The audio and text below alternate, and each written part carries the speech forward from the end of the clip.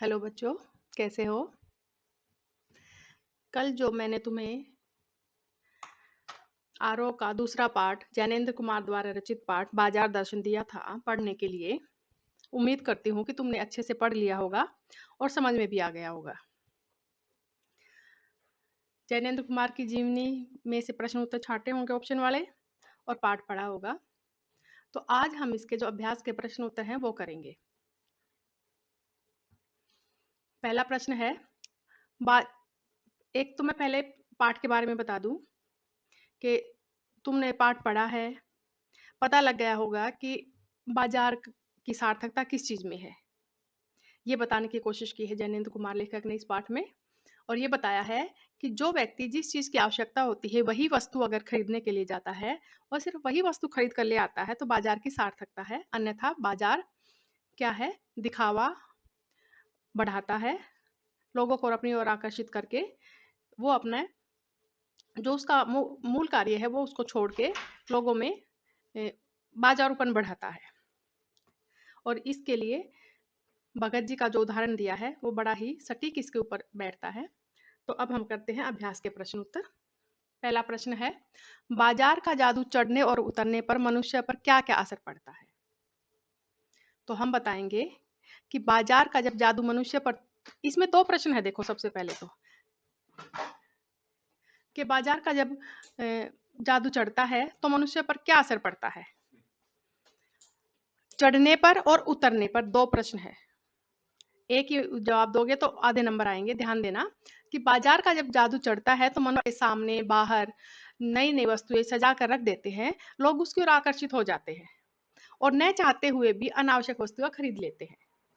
और जब वो घर आकर उन वस्तुओं को दोबारा से देखते हैं या कुछ समय के पश्चात उन पर जब नजर दौड़ाते हैं तो वो देख सोचते हैं कि उन्होंने बिना बात ही जो उन्हें वस्तुएं नहीं चाहिए थी वो भी उन्होंने खरीद ली है, जो उन्होंने समय की बर्बादी और पैसे की बर्बादी की है।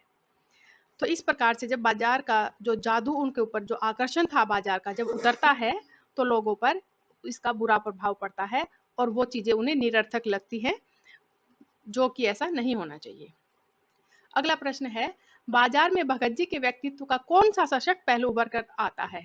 क्या आपकी नजर में उसका यह आचरण समाज में शांति स्थापित करने में मददगार हो सकता है? तो क्या है, दो इसमें भी देखो प्रश्न अलग अलग हैं कि बाजार में भगत जी के व्यक्तित्व का कौन सा सशक्त पहलू उभर कर सामने आता है। जो पाठ है उसमें भगत जी क्या है, एक सीधा साधा व्यक्ति दिखाया गया है। कैसा व्यक्तित्व है उसका कि उसे जो वस्तु चाहिए होती है वही वस्तु वो लेता है। वो भी बाजार को देखता है, उसके सामने भी बहुत सारी चीजें रखी होती है बाजार में। ऐसा नहीं है कि वो आंखें बंद करके चलता है, लेकिन फिर भी उसे जो वस्तु चाहिए होती है, उदाहरण क्या दिया गया है पाठ में कि जिस प्रकार से मान लो उसे जीरा चाहिए होता है तो वो और दूसरी चीजों की ओर आकर्षित नहीं होता है और सीधा पंसारी की दुकान पर जाकर जीरा लेकर और अपने घर में वापस आ जाता है। और इतना ही नहीं है, उसे पैसे का बिल्कुल भी लालच नहीं है। वो चूरन बेचता है और सुबह जाकर जब चूरन बेचता है और 6 आने का चूरन जब बिक जाता है तो बाकी का चूरन जो उसने अपने घर से ही बनाया हुआ था फ्री में बांटकर आ जाता है वापस। तो इस प्रकार से क्या है कि उसे पैसे का लालच नहीं है, वो उतना ही चीज खरीदता है जितनी उसकी आवश्यकता होती है। अनावश्यक वस्तुओं की तो और वो ना तो आकर्षित होता है, न ही ध्यान देता है, देख कर भी उनकी ओर आकर्षित नहीं होता है। ऐसा लगता है कि जैसे बाजार में जो चीजें सजा रखी है, भगत जी जैसे व्यक्ति अगर हो जाए तो जैसे वो बाजार की उन चीजों का मजाक उड़ा रहे हैं। तो इस प्रकार से हम कह सकते हैं कि भगत जी का ऐसा व्यक्तित्व बाजार की सार्थकता को बढ़ाने में पूरी तरह से समर्थ है। अगर भगत जी जैसे लोग हो जाएंगे तो समाज में, देश में क्या है, शांति स्थापित होगी। और इस प्रकार से हम कह सकते हैं कि हाँ, भगत जी जैसा आचरण वाला व्यक्ति अगर सभी हो जाए तो बाजार में शांति स्थापित अवश्य होगी। तीसरा है, बाजारूपन से क्या तात्पर्य है? किस प्रकार के व्यक्ति बाजार को सार्थकता प्रदान करते हैं अथवा बाजार की सार्थकता किस में है? दो प्रश्न है। बाजारूपन से क्या तात्पर्य है? बाजारूपन से तात्पर्य है दिखावा, बनावटी, धोखा, छल, कपट, ओछापन।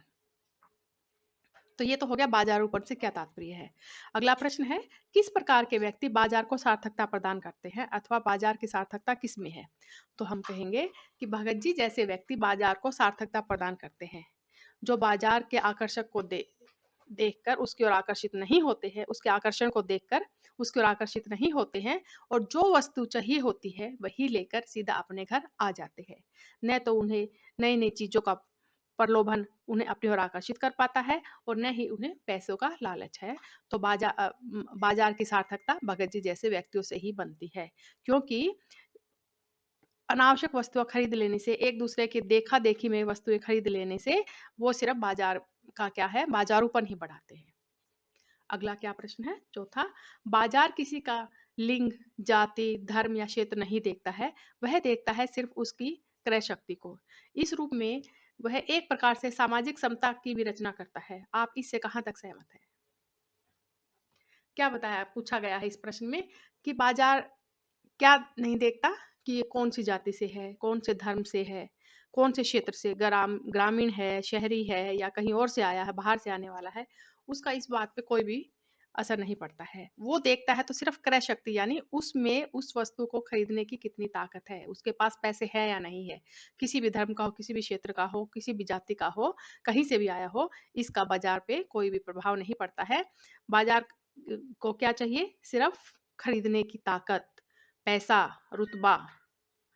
तो इस प्रकार से हम कह सकते हैं कि लिंग, जाति, भेदभाव की को नहीं बढ़ाता है, यानी बाजार एक प्रकार से क्या है, सामाजिक समता तो लाता है। इस बात से हम पूरी तरह से सहमत हैं। यानी किसी भी धर्म का, किसी भी जाति का व्यक्ति जाकर बाजार में सामान खरीदता है तो वो उसकी जाति धर्म नहीं पूछते हैं, बल्कि वो ये देखते हैं कि क्या वो ये सामान खरीद सकता है, उसके पास पैसे हैं तो वो उस चीज को दे देते हैं, व्यक्ति को नहीं देखते हैं। अगला प्रश्न है, आप अपने तथा समाज से कुछ ऐसे प्रसंगों का उल्लेख कीजिए जैसे जब पैसा शक्ति के परिचायक के रूप में प्रतीत होता है। यानी इसका मतलब क्या है कि हमने कोई एक ऐसा उदाहरण देना है अपनी तरफ से। आप अपनी तरफ से भी कोई और अलग से उदाहरण दे सकते हो, जो मैं दूंगी उससे अलग भी, कि क्या कभी ऐसा हमारे जीवन में आया है कि हमारे पास पैसा होता तो शायद हम ये कर लेते। पैसे की अहमियत बतानी है यहाँ पर, कि जिस व्यक्ति के पास पैसे पैसे हैं वो उस कार्य को कर सकता है और दूसरे नहीं कर सकते हैं। तो हम बताएंगे कि हाँ, पैसे की शक्ति, पैसे की पावर भी बहुत बड़ी चीज है। कई बार क्या होता है कि शिक्षा के क्षेत्र में ही ले लो, बहुत सारे बच्चे अच्छे नंबरों से पास हो जाते हैं और कहीं पर उन्हें दाखिला लेना है, एडमिशन लेना है, और वो नहीं ले पाते हैं, तो उससे कम नंबर वाले भी पेड लिस्ट पर, मान लो अगर, यानी पैसा देकर उस कॉलेज में, यूनिवर्सिटी में दाखिला ले सकते हैं। तो इस प्रकार से वहां पर किस चीज की पावर चली, किस चीज की ताकत काम आई, पैसे की। और दूसरा क्या पूछा गया है, जब पैसे की शक्ति काम नहीं आती है। तो अब इसमें हम कोई भी अलग से उदाहरण दे सकते हैं कि कोई भी अमीर व्यक्ति है, वो बीमार है या उसके परिवार में कोई बीमार है, अगर उस समय कितना भी पैसा क्यों न हो, वो उस पर कितना भी पैसा क्यों न लगा ले, अगर उसकी तबीयत ज़्यादा खराब हो जाती है और वो उसे नहीं बचा पाते हैं, तो वहां पर वो पैसा भी उसके कोई काम नहीं आ पाता है। तो इस प्रकार से तुम कोई भी दूसरे भी उदाहरण इसमें दे सकते हो। तो ये तो थे इसके प्रश्न उत्तर।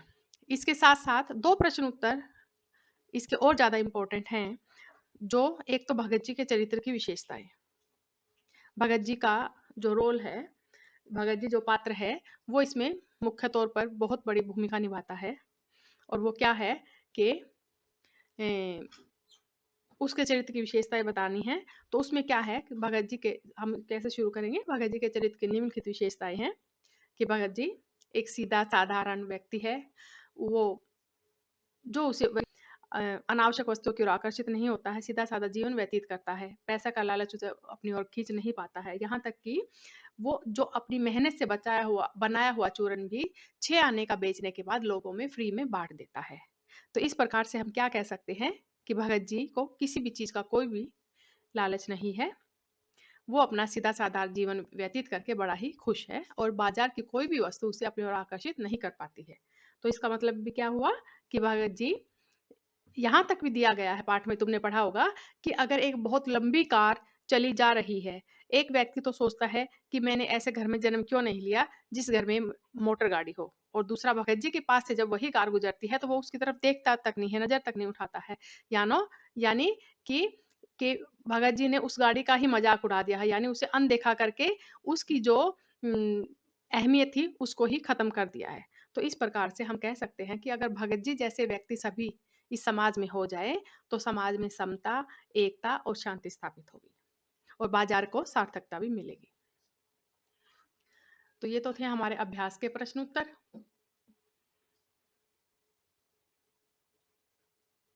एक प्रश्न और है, ये पाठ के आसपास का है, जो बाजार दर्शन पाठ में बाजार जाने या न जाने के संदर्भ में मन की कई स्थितियों का जिक्र आया है।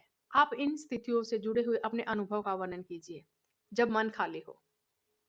यानी इसका मतलब क्या है कि जब मन खाली होता है तो हमें क्या चाहिए क्या नहीं चाहिए हम कुछ नहीं समझ पाते हैं, क्या लेना है क्या नहीं लेना है। हम घूम फिर कर ये चीज देखी वो चीज देखी और हम वापस आ जाते हैं। ठीक है, इस तरह का हो जाएगा। दूसरा प्रश्न क्या है, क्या बाजार पाठ में किस प्रकार के ग्राहकों की बात की गई है। बाजार दर्शन पाठ में किस प्रकार के ग्राहकों की बात हुई है, आप स्वयं को किस श्रेणी का ग्राहक मानते हैं। तो क्या है कि हमने अपने बारे में बताना है। पहले तो पाठ के बारे में बताना है कि बाजार दर्शन पाठ में किन किन प्रकार के ग्राहकों की बात हुई है। एक तो उन ग्राहकों की बात हुई है, ग्राहक होते हैं जो खरीदारी करने बाजार में जाते हैं। एक तो उन ग्राहकों की बात हुई है जो अनावश्यक वस्तुएं खरीद लेते हैं और बाद में पछताते हैं। वो सोचते हैं कि हमने फिजूल की ही वस्तु खरीद ली है, ये तो ना तो हमारे किसी काम की है बल्कि पैसे की बर्बादी भी हो गई है। और दूसरे वो व्यक्ति हैं जिन्हें पता ही नहीं हमने क्या खरीदने के लिए आए हुए हैं, इधर उधर घूम फिर कर और कुछ भी ना खरीद के खाली हाथ आ जाते हैं। और तीसरे वो व्यक्ति बताए गए हैं जो पैसे की पावर दिखाते हैं, बाजार में भी जाकर और अपने आस पड़ोस वाले लोगों को भी जाकर, और आकर बड़े शान से बताते हैं कि ये हमारे साथ थी, यानी वापस आने का किराया भी बड़े मुश्किल से बचाया, सामान तो आना ही था। ठीक है, तो ऐसे 3 प्रकार के व्यक्तियों का वर्णन बाजार दर्शन पाठ में किया गया है। तो हम अपने आप को कौन सी श्रेणी में मानते हैं वो आप अपने हिसाब से लिख सकते हो कि हम क्या लेना है क्या नहीं लेना है, या भगत जी जैसे व्यक्ति जो जो चीज चाहिए वही लेकर सीधा घर आ जाते हैं। ये हो गया है। ठीक है, तो ये भगत जी का चरित्र हो गया है, पाठ के आसपास के प्रश्न उत्तर अभ्यास के हो गए हैं। इसके साथ साथ है इस पाठ के माध्यम से लेखक हमें क्या संदेश देना चाहता है, इस पाठ का उद्देश्य। तो हम बताएंगे कि बाजार दर्शन पाठ जैनेन्द्र कुमार द्वारा रचित पाठ है। इस पाठ के माध्यम से लेखक ने हमें बाजार की सार्थकता किस चीज में है इसके बारे में बताया है, कि बाजार किस प्रकार से नई नई वस्तुओं को सजाकर दुकानदार दुकान पे अपनी अपनी दुकानों पे नई नई वस्तुओं को सजाकर किस प्रकार से लोगों को अपनी ओर आकर्षित करते हैं ताकि लोग हमारी वस्तुओं को ज्यादा से ज्यादा खरीदें। जो ये क्या है, बाजारूपन है। बाजार की सार्थकता इसमें नहीं बल्कि ये बाजारूपन है। और भगत जी के माध्यम से ये संदेश दिया गया है कि अगर भगत जी जैसे लोग सभी हो जाए जो कि समाज में शांति स्थापित करने वाले हैं और बाजार की को सार्थकता भी प्रदान करने वाले हैं, यानी आवश्यक वस्तुओं को ही खरीदा जाए, अनावश्यक वस्तुएं देखा देखी में और एक दूसरे की होड़ लगाकर नहीं खरीदना चाहिए। यह इस पाठ के माध्यम से संदेश दिया गया है।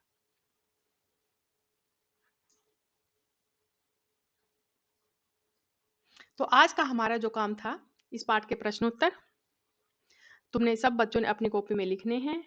और कल जो मैंने काम दिया था उम्मीद करती हूँ कि ऑप्शन वाले प्रश्न उत्तर तुमने छांट के लिख लिए होंगे, याद कर लिए होंगे।